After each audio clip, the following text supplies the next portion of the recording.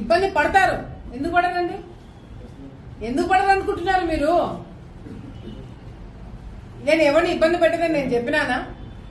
అధికారంలోకి వస్తే మీ తోలు తీస్తానని చెప్పినా కదా, మరి ఎందుకు చేయను?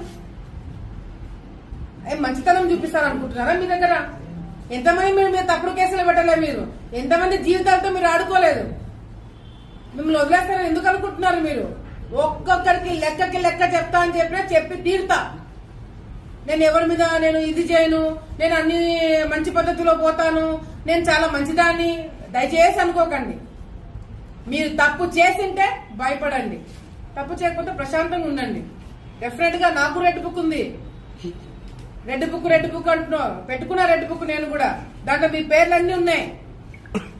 నా వల్ల నేను ఓపెన్ గా ప్రెస్ ముందర చెప్తున్నా, నా వల్ల 100 మంది లిస్ట్ రాసి పెట్టుకున్నా. ఇంకా 2-3 పాపమని తీసేస్తున్నాను కానీ 100 మంది నా వల్ల ఇబ్బంది పడబోతున్నారు. ఓపెన్ గా చెప్తున్నాను. 100 మంది లిస్ట్ నా దగ్గర ఉంది.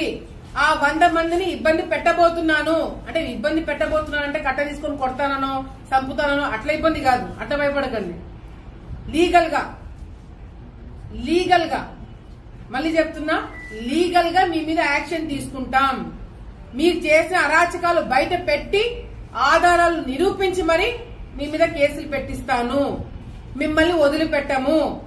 ఎందుకంటే ఆలగడ్డ రాజకీయాలు నాశనం లేపింది మీరు కాబట్టి మీకు శిక్ష పడబోతుంది. మీరు జాగ్రత్తగా ఉండండి అని నేనే చెప్తున్నా.